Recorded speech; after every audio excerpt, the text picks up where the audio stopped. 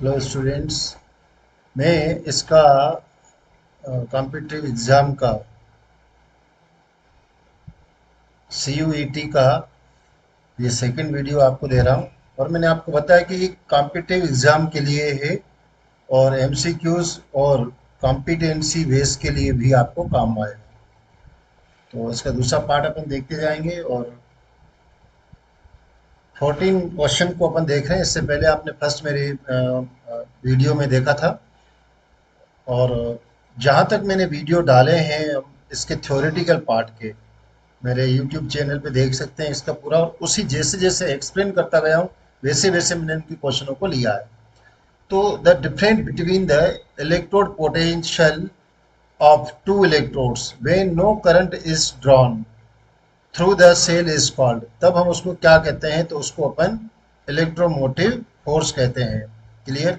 Electromotive force. अब ये electromotive force जिसको अपन शॉर्ट में कैसे लिखते हैं? इसको शॉर्ट में अपन EMF कहते हैं, है ना। तो जब करंट नहीं बहता है तब उसको अपन EMF कहते हैं, पोटेंशियल डिफरेंस के बीच में। ये मैं एक्सप्लेन कर चुका हूँ। तो इसका जो है ये सी सही है। The cell EMF produce by a voltage cell is, voltage cell के द्वारा बनता है, उसे क्या कहते हैं? तो उसको सेल पोटेंशियल कहते हैं। सेल पोटेंशियल, ठीक है ना। The cell EMF produce by a voltage cell, voltage cell के द्वारा बनता है, वह क्या है? वो सेल पोटेंशियल है। क्लियर? दूसरा दूसरा है अपना 16 नंबर।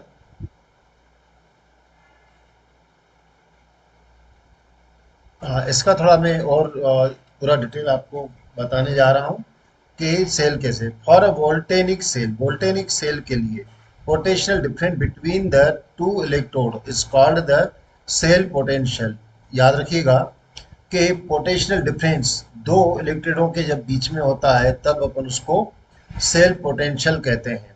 क्लियर? मतलब और ऑफ EMF कहते हैं। कहने का मतलब यह है कि दो हाफ सेल है। एक सेल ये वाला है जिंक का, और दूसरा जिंक प्लस और जिंक मान लेते हैं, और जिंक का। और दूसरा हाफ सेल किसका है? कॉपर का। तो कॉपर +2 और ये कॉपर। तो इन दोनों इलेक्ट्रोड के बीच का जो पोटेंशियल डिफरेंस होता है उसको अपन सेल डिफरेंस कहते हैं। सेल सेल पोटेंशियल कहते हैं। और इसी को अपन EMF के नाम से भी जानते हैं जब सेल में ये प्रोड्यूस होता है। तो इसको आपको ध्यान रखना है। 16 नंबर क्वेश्चन है द रिएक्शन इन a galvanic cell is. Galvanic cell में जो रिएक्शन होती है वो कौन सी होती है? फिर से सुनिए, गैल्वेनिक सेल में रिएक्शन होती है कौन सी होती है? नॉन स्पॉन्टेनियस होती है, कॉम्बिनेशन और रिएक्शन होती है, डिस्प्लेसमेंट रिएक्शन होती है, और या स्पॉन्टेनियस रिएक्शन होती है। तो अपन उसके थ्योरेटिकल पार्ट में बहुत अच्छी तरीके से अपन ने देखा है कि स्पॉन्टेनियस रिएक्शन होती है।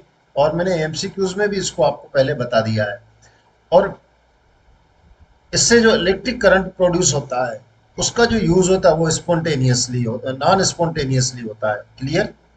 और मैंने आपको अपने मेरे वीडियो में भी बताया है कि भाई एक सेल है, सेल के अंदर आपके पॉकेट में सेल रखा हुआ है, बैग में रखा हुआ है, कहीं भी टॉर्च में रखा हुआ है, आपके मोबाइल में रखा हुआ है, सेल लगा हुआ है। तो वहाँ इलेक्ट्रिक करंट कंटिन्यू बनता जा रहा है, स्पॉन्टेनियस यानी खुद ही खुद होता हुआ जा रहा है।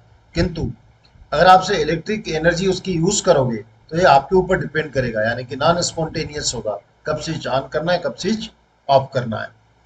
दूसरा है which one of the following metals can not be obtained by electrolysis of aqueous solution of its salt. फिर से सुनिए कि वह कौन सा मेटल है जिससे इलेक्ट्रोलाइसिस प्रोसेस के उसका सॉल्यूशन अगर अपन सॉल्ट को ले और पानी में घोल दें, मतलब ये हुआ पानी में घोल दें तो उसका इलेक्ट्रोलाइसिस नहीं होगा।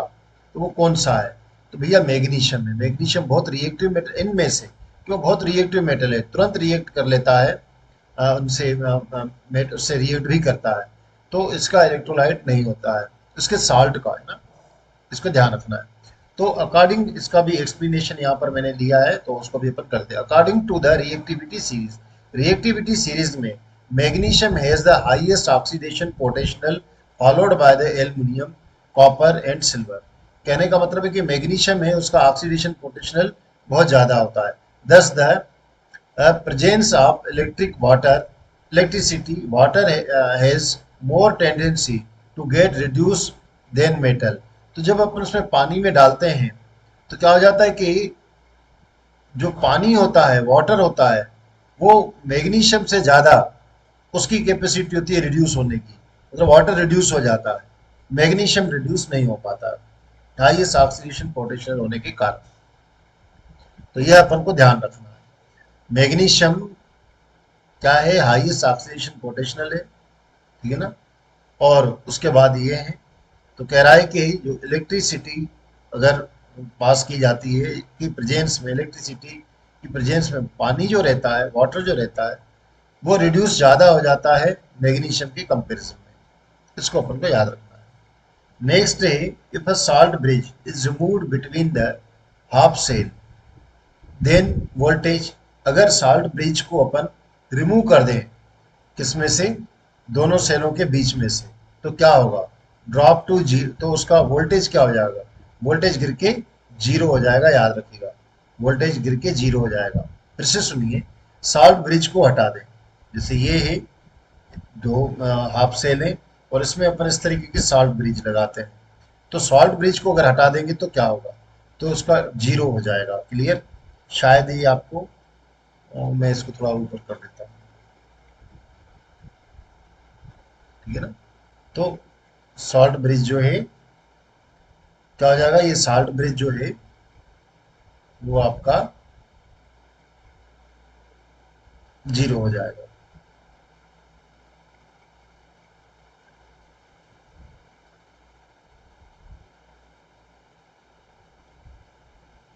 नेक्स्ट है, which is the which is the best reducing agent. Best reducing agent कौन सा है, तो क्लोरीन है, ब्रोमीन है, या आयोडीन है, या फ्लोराइड है। देखिए, रिड्यूसिंग एजेंट की बात हो रही है, तो अब आपको थोड़ा, आप इसको रिड्यूसिंग एजेंट, आपने मेटल को देखा होगा, तो मेटल में रिड्यूसिंग एजेंट सबसे ज्यादा कौन सा होता है, रिएक्टिविटी सीरीज में ना, तो मेटल सबसे ज्यादा रिड्यूसिंग होते हैं। क्लियर, जैसे अपन ने देखा है कि सोडियम होता है ना, ये रिड्यूसिंग एजेंट है, तेजी से इलेक्ट्रॉन दे देता है और खुद पॉजिटिव बन जाता है। तो अगर अपन हेलोजन सीरीज में देखें, सुनिए फिर से ध्यान से, हेलोजन सीरीज में फ्लोरीन होता है, फिर क्लोरीन होता है, फिर ब्रोमीन होता है, फिर आयोडीन आता है। ऊपर से नीचे आप जाएंगे तो क्या होता है, मेटेलिक प्रॉपर्टी बढ़ती चली जाती है। तो आप इसको इस तरीके से याद रखिए तो ज्यादा बेटर रहेगा। क्लियर, इसलिए रिड्यूसिंग प्रॉपर्टी सबसे ज्यादा आयोडीन की होती है। क्लियर, ये आपको याद रखने का तरीका। Electrolysis of aqueous copper sulphate produce, electrolysis करने पर कॉपर सल्फेट के सॉल्यूशन का, मतलब इसको यूं समझ लीजिए कि अपन एक बीकर है और इसमें अपन ने कॉपर सल्फेट का सॉल्यूशन ले लिया।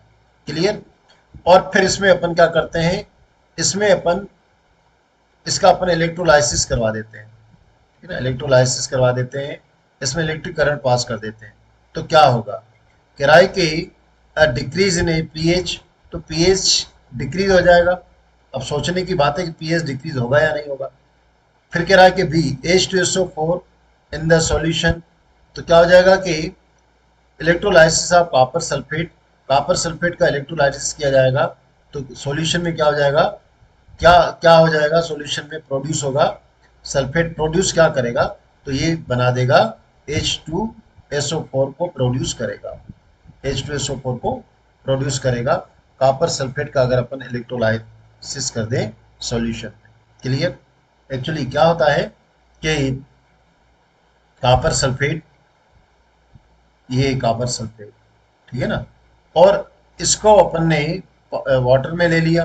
तो अब पहले तो आप इसको देखिए कि इसका डिकम्पोज, कॉपर का आयन अलग आ जाएगा और सल्फेट का SO4 -2 में अलग आ जाएगा, और वाटर का जो मॉलिक्यूल्स है वो भी टूटेगा कुछ इस तरीके का, ठीक है ना। तो ये 2H प्लस में और O-2 में बन जाएगा। क्लियर। तो यहां पर क्या हो जाता है कि ये जाके इससे मिल जाता है, तो ये बन जाता है कॉपर ऑक्साइड बना देता है। बाकी जो दो हाइड्रोजन है वो इससे जुड़ जाते हैं, किससे? H2 सल्फेट से जुड़ जाते हैं, ठीक है ना। तो ये इससे जुड़कर, ये आपस में जुड़कर क्या बना देते हैं? एसिड बना देते हैं, H2SO4 बनाते हैं। तो ये आपको ध्यान रखना है। क्लियर। अब दूसरा है इसके नेक्स्ट वाला, उसको देखेंगे अपन।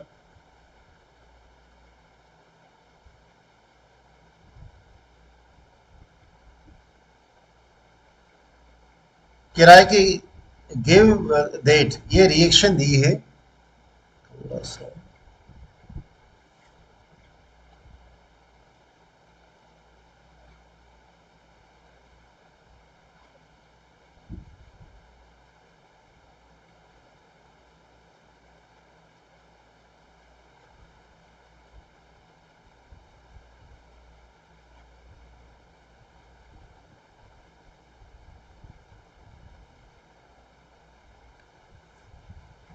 ये रिएक्शन दे रहा है, इसको थोड़ा ध्यान से देखिए। किराए के आयोडीन है, ये आयोडीन क्या कर रहा है? दो इलेक्ट्रॉनों को ले रहा है और आयोडाइड आयन बना देता है, वही माइनस में बना देता है। ब्रोमाइन भी यही कर रहा है, अब ब्रोमीन भी यही कर रहा है। तो कह रहा है which of the following is true statement, इसमें कौन सा स्टेटमेंट सही है?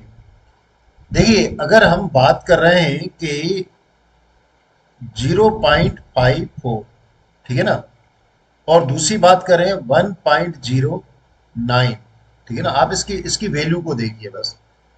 तो इसकी वैल्यू कम है, मतलब कंपेरेटिवली ये नेगेटिव, इसके कंपैरिजन में 1.09 के कंपैरिजन में ये कम है, मतलब ये नेगेटिव है। बात ये है, ठीक है ना, और ये ज्यादा पॉजिटिव है। मतलब आपको पॉजिटिव में आपके पास 1 रुपए 9 पैसे हैं, और आपको दूसरे को पास 0.54 पैसा है, मतलब करीबन करीबन आधे हैं। तो ये नेगेटिव हो गया ना, कम हुआ। तो कम है, इसके ऊपर क्या है? वोल्टेज कम है, वोल्ट कम है, ठीक है ना।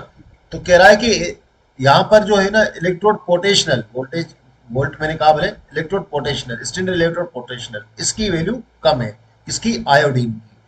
तो जिसकी वैल्यू कम होगी, मतलब जितना नेगेटिव होता हुआ चला जाएगा, ध्यान दीजिए, जितना नेगेटिव होता हुआ चला जाएगा वैल्यू, उतना वो रिड्यूसिंग एजेंट कहलाएगा। मतलब उतना वो रिड्यूस कर रहा होगा किसी को, और जो जिसको रिड्यूस कर रहा होता है ना, उसका क्या होता है? उसका ऑक्सीडेशन हो रहा होता है। तो यहां पर देखें, कह रहा iodine will reduce bromine, iodine bromine को रिड्यूस कर रहा है टू ब्रोमाइन आयंस में। मतलब ये हुआ कि आयोडीन का ऑक्सीडेशन हो रहा है, बस याद रखिएगा। कह रहा है iodine is a strong oxidising agent ना, क्योंकि वो रिड्यूस कर रहा है ऑक्सीजन। तो ये तो सेकंड वाला बिल्कुल गलत नहीं, गलत है। Bromide with bromide with reduce iodine to iodide ion, ये भी गलत। तो कौन सा सही है? इसमें जो है अपना फर्स्ट वाला राइट। क्लियर। फर्स्ट वाला राइट। तो यहाँ पर है एक्सप्लेनेशन भी दे रहा है कि जो आयोडीन है आयोडाइड में आया आता है, तो हायर देन इसकी नेगेटिव वैल्यू होगी इससे ब्रोमीन के कंपैरिजन में। तो ये इसका एक्सप्लेनेशन मैंने पहले ही दे दिया, ठीक है ना। थोड़ा अपन को डिटेल इसको समझते हुए चलना है। नेक्स्ट है 22 नंबर, अपन ऑब्जेक्टिव टाइप के देख रहे हैं। Pick up the false statement. इसमें फॉल्स स्टेटमेंट कौन सा है? Galvanic cell reactions are always redox reactions. दूसरा देखो, गैल्वेनिक सेल में हमेशा जो रिएक्शन होती है वो रेडॉक्स रिएक्शन होती है। तो लग तो बिल्कुल यही सही रहा है, सही लग रहा है क्या? है सही भाई, गैल्वेनिक सेल में रेडॉक्स रिएक्शन होती है। In a galvanic cell made of cobalt and cadmium, तो यही वाला गलत है। अगर गैल्वेनिक सेल में कह रहा है कि गैल्वेनिक सेल कोबाल्ट में और कैडमियम के बने होते हैं, यह जरूर नहीं है। गैल्वेनिक सेल में कुछ भी ले सकते हैं, ठीक है ना, इलेक्ट्रोड के रूप में cobalt electrode act as a anode, तो ऐसा नहीं है। तो यह वाला इसका जो है सही है, मतलब फॉल फॉल गलत है, फॉल इसमें ये होना चाहिए। क्लियर। तो यहाँ तक कि ये, अब नेक्स्ट क्वेश्चन अपन देख रहे हैं, पहले मैं इसको रब करूं।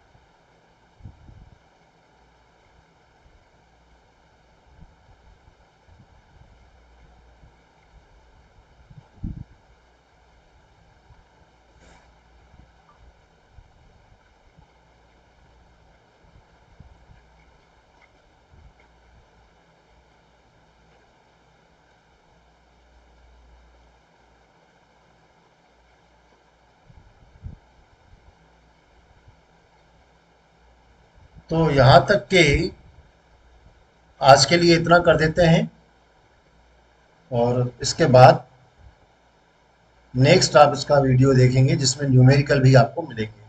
Thank you. Have a nice day.